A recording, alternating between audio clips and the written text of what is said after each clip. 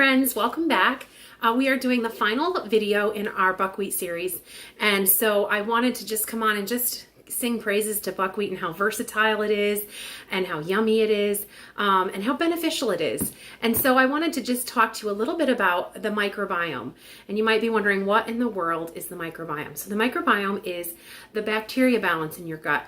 And what a lot of people don't know is that when your microbiome, your gut bacteria, is out of balance, you actually begin to have issues all over your body systemically, all kinds of things ranging from achiness and fatigue all the way to things like behavioral issues or mood disorders.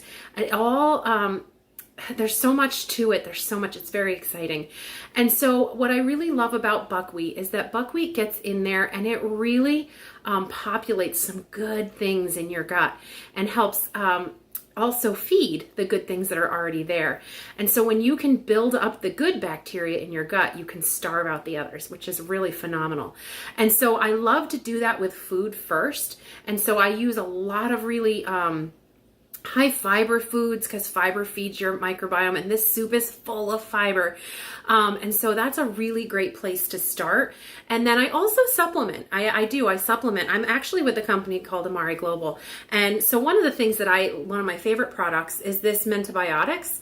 This is our probiotic formula that is really great for getting in and repopulating the microbiome with the good stuff that you need. But what's really unique about our probiotic formula is that the probiotic strains that are used in this product, the Mentabiotics, the strains that are used in here, they not only repopulate your microbiome, but they help with mood states and vigor and with depression and indexes going down. Is clinically trialed for these things. It's really, really exciting. So when I talk about gut health, I'm talking about overall wellness. When you can get your microbiome in balance, you can get your overall wellness in balance. So it's really, really exciting stuff. And you'll hear me talk about things different times while we're talking about the food. But I wanted to today touch on that as we're finishing off our buckwheat series. So let's get right to it. Okay, so here are the things that we're going to need to make our soup. We're going to need a large leek, 2 carrots, I've peeled these already, celery, and yes, we're going to use the leaves, some mushrooms, a lemon, some thyme, chicken broth, veggie broth, mushroom broth, whatever kind of broth you want, and a cup of uncooked buckwheat. Most of these ingredients are probably pretty common to you, but some people may not have used a leek. So I just wanted to talk just a minute about the leek.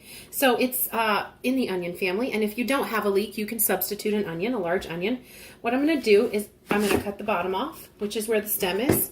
We're going to get rid of that, and then I'm actually going to take it, and I'm going to cut it in half down the middle. And I want to show you the reason I'm doing this is I have found that leeks are about one of the dirtiest, I did not get a good cut there, but it's okay, one of the dirtiest vegetables I have ever worked with. So it's hard when I wanted to just show you, look at how dirty this is. Can you see it in that light? Look at all the dirt in there. There's actually even mud on it. You can see right there on my finger. So you want to make sure that you actually take this leek apart completely. And I'm going to go wash it right now. Okay, so we've washed our beets, and we are just going to stack them together, and we're just going to thin slice them all the way up. And we're going to saute these in some oil, and then we'll be back, and I'm actually going to just slice the carrots and slice the celery, and we'll be back. Okay, so our leeks are cooking down, and now that they're getting nice and soft, I'm going to add the rest of our veggies. So I have the carrots, and we'll just slide those in. And then we've got the celery, and like I said, I just put those leaves right in there, making a mess, and then we'll put our mushroom. I don't usually make this much of a mess. That's okay. So we'll throw this in there and we'll saute this for a few minutes. Oh, we got stuff everywhere. Okay. Just one popped out. Saute this down for a few minutes and then we'll come back with the next step.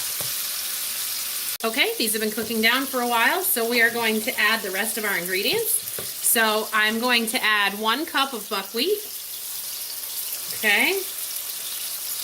I am going to add the juice of 1 lemon. We're going to use our citrus press for that.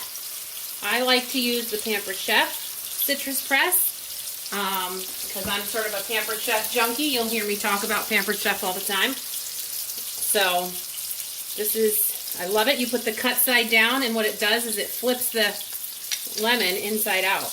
And so you get most of the juice out without the seeds. So we'll throw that in there. We're going to throw some salt and pepper. Pepper is not allowed if you are AIP in elimination phase. And then I'll throw a little bit of dried thyme. Okay. And then we'll throw in our broth. Now, I have some broth downstairs in the freezer, some bone broth, but I didn't think to take it out. So I have tried to watch my broth when I buy it from the store, and you want to look at the ingredient list. You always want to look at the ingredient list on your labels because often you'll find things in your ingredient list that is just like, why is that there? So this one is not the one I ordered, so there's a few things in here I would... Actually, this one's not too bad. This one's not too bad. Couple of things, but overall, you want to look at the ingredient list, and if you get the either College Inn or Swanson's brand that I know of in the regular grocery store, it's just chicken broth and nothing else. You get the unsalted. Then you'll make sure that you don't have all kinds of yuckies in there. So we add all this in, stir it together, and then we're just going to let this cook. And we'll come back and we'll show you what we have. Okay, here we are. We have our soup already done. You can see all the yummy goodness in there. And the buckwheat is a complete protein, so that is really helpful because this is a vegetarian dish. Get a little extra broth in there, and then we'll taste it. Okay, now is the taste testing time. Very, very hot. Let's see.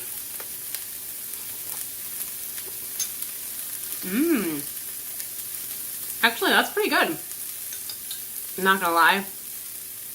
I was thinking it wasn't gonna be that great, but it's pretty good. So that's all we have for our buckwheat series. We finally finished it. I will be back with more videos, and we will see you on the next video. Bye!